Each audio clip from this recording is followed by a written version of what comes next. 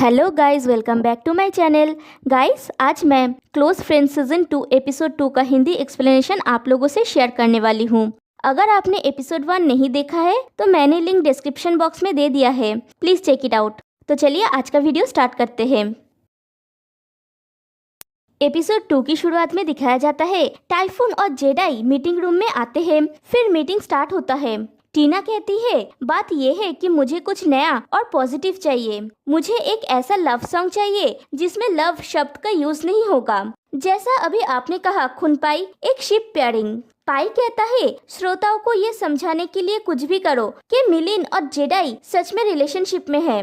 Typhoon कहता है क्या, लेकिन टीना कहती है क्या तुम्हारे दिमाग में अभी कोई क्रिएटिव आइडिया आया है टाइफून? टाइफून ना कहता है। टीना कहती है अगर तुम्हारे दिमाग में कुछ नए आइडियाज आए तो हमारे साथ उसे शेयर करना। आफ्टर ऑल हम एक टीम है। टाइफून ओके कहता है। फिर टाइफून और रे को बात करता हुआ दिखाया जाता है। रे कहता है मेरे और पीजेडाई के बीच में जो कुछ भी चल रहा है तुम्हें उसे टॉप सीक्रेट रखना होगा। टाइफून कहता है लेकिन उससे पहले तुम्हें मुझे बताना होगा कि तुम और पीजेडाई कैसे मिले। रे कहता है ये एक लंबी कहानी है, मैं तुम्हें बाद में कहूँगा। मैं यहाँ इन सब चीजों के बारे में बात नहीं करना चाहता। ओके, मैं तुम्हें बाद में कॉल करूँगा। और तुम्हारा क्या, तुम यहाँ क्या कर रहे हो? टाइफून कहता है आज मेरा यहाँ जॉब का पहला दिन है। रे कहता है सच में? टाइफून कहता है मेरा बॉयफ्रेंड यहाँ एक प्रोड्यूसर के रूप में काम करता है। वो पीजेडाई और मिलिन का नया म्यूजिक प्रोड्यूस करने जा रहा है। तभी वहाँ पे पियर्स आता है। टाइफून पियर्स के साथ रे को इंट्रोड्यूस करता है और कहता है ये मेरा हाई स्कूल का फ्रेंड है, मैंने इसके बारे में तुम्हें पहले बताया था। और पास्ट का एक सीन दिखाया जाता है जब वो लोग हाई स्कूल में थे। रे ने जेडाई का एक बड़ा सा कट आउट मंगवाया हुआ होता है और टाइफून वो देने के लिए आया हुआ होता है।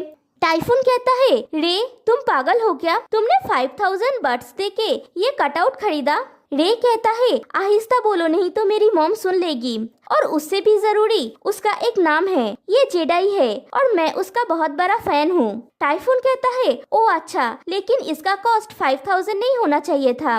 रे कहता है मैं उसे प्यार करता हूँ, यहाँ तक कि अगर वो फेमस नहीं भी होता तो भी मैं उसका फैन होता। फिर रे रस्सी से उस कटआउट को, सॉरी जेडाई के कटआउट को उठा रहा होता है। तभी उसकी मॉम आ जाती है। उसकी मॉम आवाज देती है तो रे के हाथ से रस्सी छूट जाता है और कटआउट गिर जाता है और रे रोने लगता है। कहानी प्रेजेंट में आती है। पियर्स रे को हाई कहता है। टाइफून पियर्स से कहता है तुम विश्वास नहीं करोगे, रे वही लड़का है जो जेडाई का फैन। रे उसे रोक देता है। आप लोग तो जानते ही हैं कि थाई लैंग्वेज में बॉयफ्रेंड या गर्लफ्रेंड को फैन कहते हैं। एनीवे, रे टाइफून को रोक देता है और उसे इशारा करता है प्रशंसक वाला फैन कहने के लिए। तो टाइफून कहता है हाँ जेडाई का फैन है। पियर्स कहता है ओह जेडाई आर्मी राइट? रे हाँ कहता है। पियर्स कहता है मुझे नहीं लगता कि जेडाई आज बाहर आके अपने फैन से मिल सकता है। एनीवे, हम देखेंगे। टाइफून कहता है रे बस मुझसे मिलने के लिए रह गया। पियर्स कहता है ओके। फिर कहता है फुन क्या मैं तुम्हारे साथ कुछ बात कर सकता हूँ? टाइफून पूछता है अभी? पियर्स हाँ कहता है। टाइफून रे से कहता है मैं तुम्हें बाद में कॉल कर लूंगा, और वो दोनों वहाँ से चले जाते हैं। उसके बाद रे भी वहाँ से चला जाता है। फिर पियर्स और टाइफून एक रूम में होते हैं। पियर्स कहता है तुमने मुझसे ये क्यों नहीं कहा था? टाइफून कहता है मैं तुम्हें सरप्राइज देना चाहता था और मैं तुम्हें ये भी दिखाना चाहता था कि मैं खुद से अपने पैर पे खड़ा हो सकता हूँ। पियर्स कहता है वेल डन, लेकिन तुमने सुना पाई ने क्या कहा है? अब तुम टीम के अंदर हो, तुम्हें प्रोफेशनल बनना होगा। हम घर जैसे यहाँ पे कपल की तरह नहीं रह सकते, तुम ये जानते हो ना? टाइफून कहता है क्यों? फिर वहाँ पे एक लड़की आती है और डोर के बाहर से ही उन दोनों को देख के चली जाती है। ये चीज वो दोनों भी देखते हैं। पियर्स कहता है ये एक एग्जाम्पल है। टाइफून कहता है ओके नोटेड, अब से जब हम काम पे होंगे तब मैं तुम्हारे करीब नहीं जाऊंगा, मैं तुमसे 2 मीटर की दूरी पे रहूंगा, ठीक है? पियर्स कहता है मुझे अभी काम के लिए जाना होगा। वो जाने लगता है, फिर कुछ सोच के रुक जाता है। फिर वो टाइफून के पास आके बैठता है और फिर दोनों साथ में कुछ देर पियानो बजाते हैं। फिर एक दूसरे की तरफ देखते हैं और एक दूसरे को किस करने लगते हैं। और पियर्स थोड़ी देर पहले कही हुई खुद की बातें ही भूल जाता है। फिर सीन शिफ्ट होता है और रे को अपने घर में दिखाया जाता है उसे जेडाई का मैसेज आता है कि वो आज रात को कॉन्डो में ही रहेगा और रे से पूछता है क्या तुम अकेले रहने में ठीक हो। रे कहता है फिर से रात को कॉन्डो में रहेगा। फिर फेसबुक पे मिलिन के साथ जेडाई की फोटोज देखता है। रे सोचता है ये तो आज का आउटफिट है, इसका मतलब ये फोटोज अभी अभी लिए गए हैं। तुमने मुझे ये नहीं बताया कि तुम काम के बाद कहीं और पे जा रहे हो। मैं अब इसे अनदेखा नहीं कर सकता कि मैंने इसे देख लिया है, तो मैं खुद को ज्यादा सोचने से कैसे रोक सकता हूँ। और वो परेशान हो रहा होता है। फिर टाइफून और पियर्स घर पहुँचते हैं तो घर के सामने एक और कार देखते हैं। टाइफून कहता है हमारे घर के सामने ये किसका कार है। फिर पियर्स अपने कार से उतरता है तो देखता है उसके मॉम डैड आए हुए हैं। पियर्स कहता है आप लोगों ने मुझे बताया क्यों नहीं कि आप लोग आने वाले हैं। उसकी मॉम कहती है हमें क्यों बताना चाहिए, मैंने तुम्हारे डैड से कहा मुझे यहाँ पे ले आने के लिए। तुम हमेशा काम करते रहते हो और हमसे कभी मिलने भी नहीं जाते। मैं तुम्हें मिस कर रही थी तो मैंने तुम्हारे डैड से कहा तुम्हारे नए घर पे आने के लिए। और फिर पियर्स की मॉम उसे हक करती है। पियर्स कहता है क्या आप लोग कुछ लाए हैं। उसकी मॉम कहती है हाँ, फ्रूट्स और बाकी सब सामान। तभी टाइफून कार से उतरता है। फिर पियर्स और टाइफून मिलके सब सामान को अंदर ले जाते हैं। टाइफून बहुत खुश होता है। पियर्स उसकी मॉम से कहता है ये टाइफून है, हम हाउसमेट्स हैं, वो मेरा एक कलीग है। ये सुन के टाइफून अपसेट हो जाता है। पियर्स की मॉम टाइफून से पूछती है क्या तुम उसके हाउसमेट हो। टाइफून हाँ कहता है। पियर्स उसकी मॉम से पूछता है आप लोग इतनी सारी चीजें क्यों लाए हैं, मैं सब कुछ खत्म नहीं कर पाऊंगा। उसकी मॉम कहती है तुम इसको अपने कलीग्स को भी दे सकते हो। फिर वो 4 जन खाने के लिए बैठे हुए होते हैं। पियर्स की मॉम ने सब उसके पसंद का खाना बनाया है। पियर्स टाइफून को एक डिश सर्व करता है और कहता है ये मॉम की ऑथेंटिक रेसिपी है। टाइफून वो रेसिपी ट्राई करता है तो उसे वो रेसिपी बहुत तीखा लगता है और वो खांसने लगता है। पियर्स कहता है सॉरी, मैं तुम्हें बताना भूल गया था कि ये थोड़ा तीखा होता है। पियर्स की मॉम थोड़ा पानी पीने के लिए बोलती है।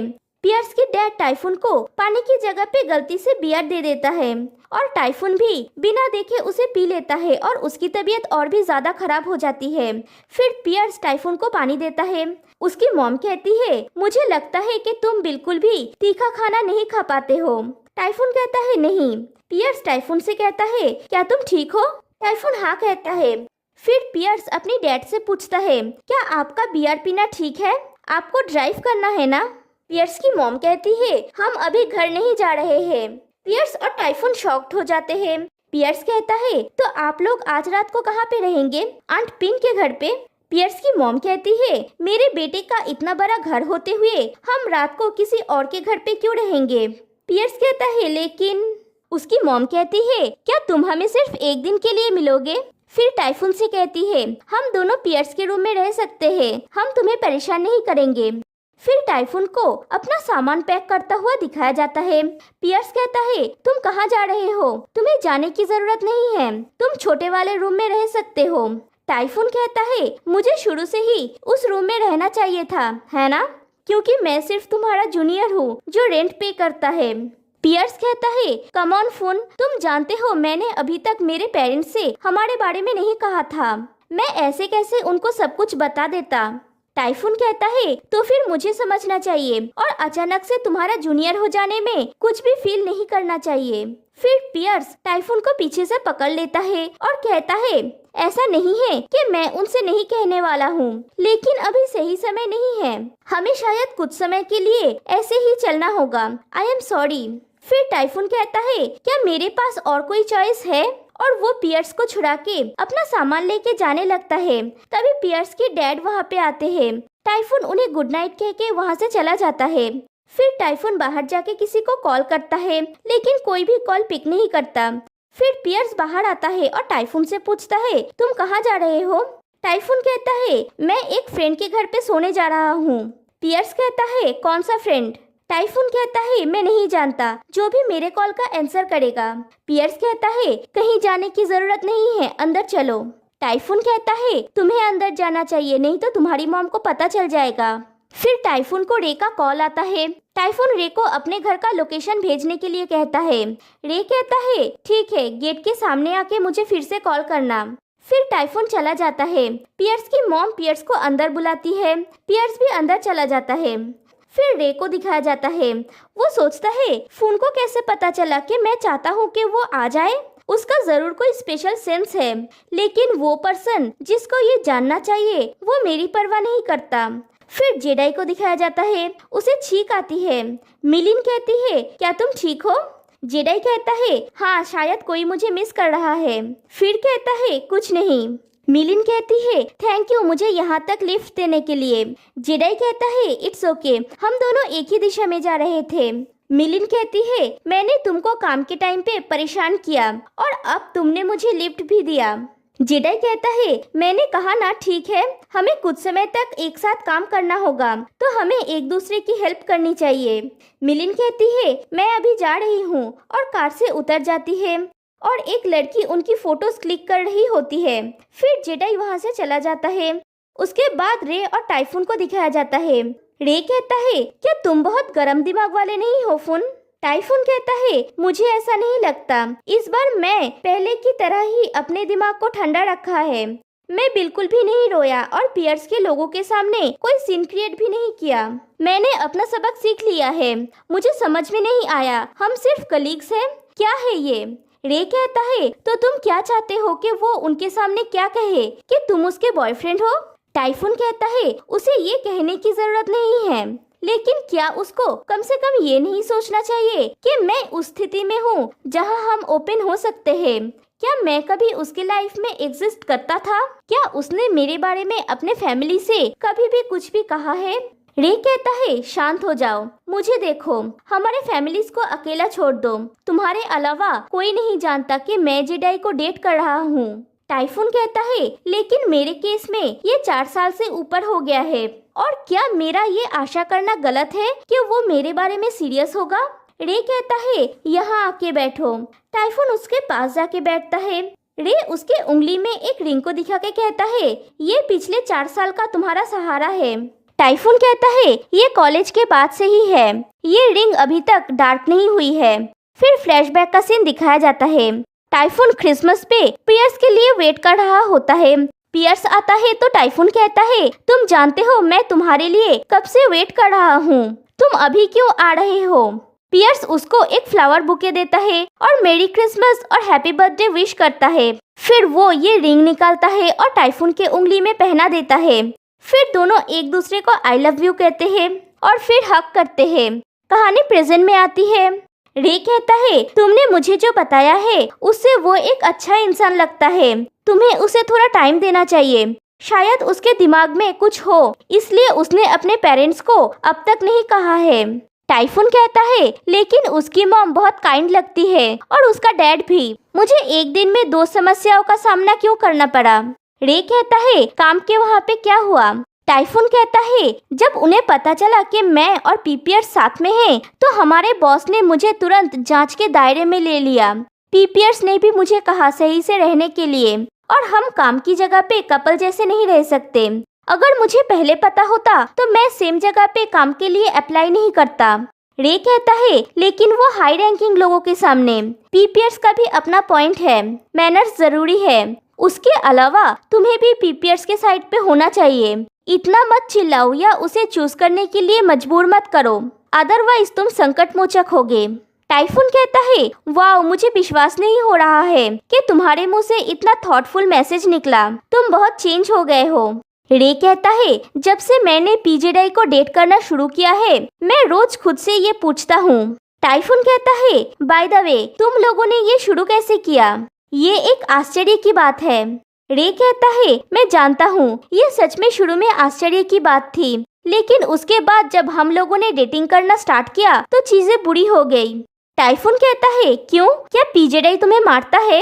रे कहता है नहीं, कोरे मारने से भी ज्यादा दर्दनाक ये है कि आप एक ऐसे इंसान के साथ रह रहे हैं जिसे तुम सच में पसंद करते हो, लेकिन तुम्हें इसे हमेशा सीक्रेट रखना है। और ये एक ऑर्डिनरी सीक्रेट नहीं है, ये एक नेशनल लेवल का सीक्रेट है। फिर फ्लैशबैक का सीन दिखाया जाता है। रे और जेडाई डेट पे गए हुए हैं। रे कहता है यहाँ पे लॉबस्टर भी है पीजेडाई। जेडाई कहता है क्या तुम्हें ये पसंद है? अगर पसंद है तो इसे ऑर्डर करो। रे कहता है लेकिन ये सेट के रूप में आएगा, मैं अकेले इसे फिनिश नहीं कर सकता। और दिखाया जाता है दोनों अलग अलग टेबल पे बैठे हुए होते हैं। फिर जेडाई के कुछ फैंस उसे देख के उसके साथ फोटो खिंचाने लगते हैं और रे अकेला हो जाता है। वो सोचता है पी जेडाई इतने करीब है लेकिन फिर भी और दूरी महसूस कर रहा हूँ। फिर एक और फ्लैशबैक का सीन दिखाया जाता है जब वो लोग पहली बार इस घर में आए थे।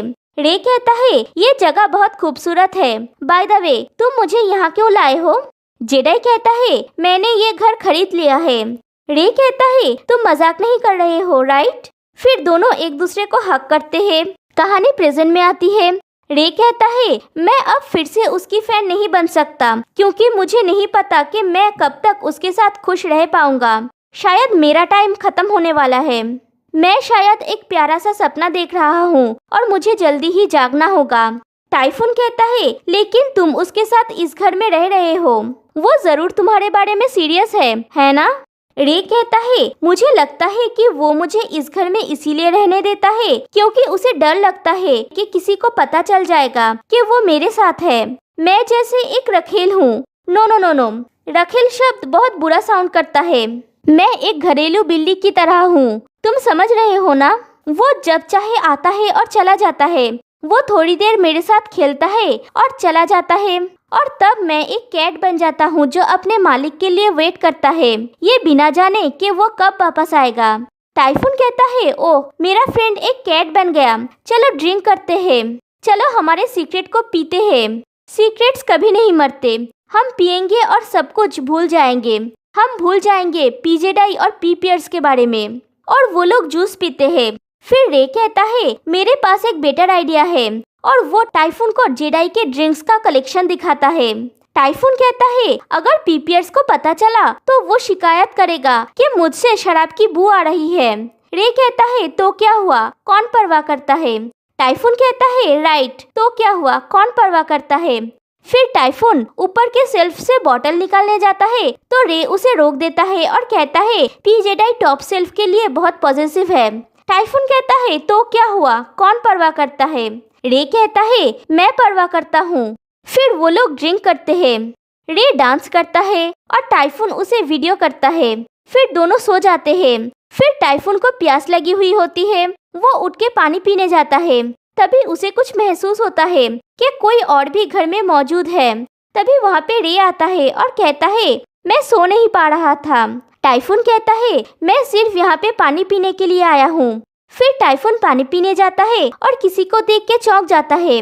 रे कहता है फून क्या हुआ? फिर रे भी उसे देखता है और ये एपिसोड यहीं पे एंड हो जाती है। तो फिर मिलते हैं गाइस नेक्स्ट वीडियो में, तब तक के लिए बाय बाय।